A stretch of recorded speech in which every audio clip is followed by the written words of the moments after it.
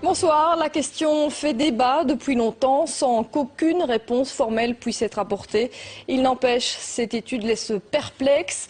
Des chercheurs de l'ULB ont exposé des fourmis à des ondes GSM.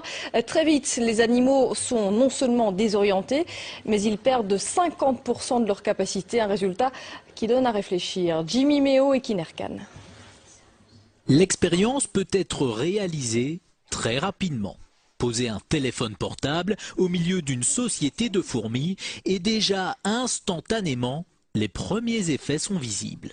Vous voyez que celle-ci n'a plus sa locomotion normale.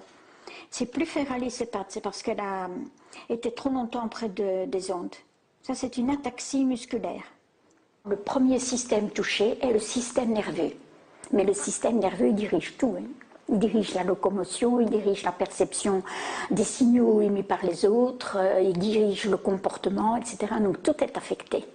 Les capacités d'apprentissage des fourmis exposées aux générateurs d'ondes sont affectées de 50% par rapport à la normale. Et même avec une période de récupération, elles ne retrouvent que 60% de leur capacité de mémorisation. J'ai éteint le générateur, elles ont récupéré un peu et ont pu apprendre, mais n'ont plus jamais réatteint leur niveau initial. Il en est de même pour cette fourmi exposée aux ondes du GSM.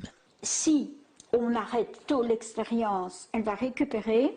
Si on continue, elle va mourir. Les dangers pour l'homme sont aussi à prendre au sérieux. Par exemple, l'oreille à laquelle on colle notre téléphone est très sensible. Imaginez les structures que nous avons dans l'oreille. Nous avons des cellules ciliées dans l'oreille. Déjà dans l'oreille moyenne, la trompe d'Eustache, mais après, pour l'équilibre, pour le son, ce sont des cellules terriblement fragiles.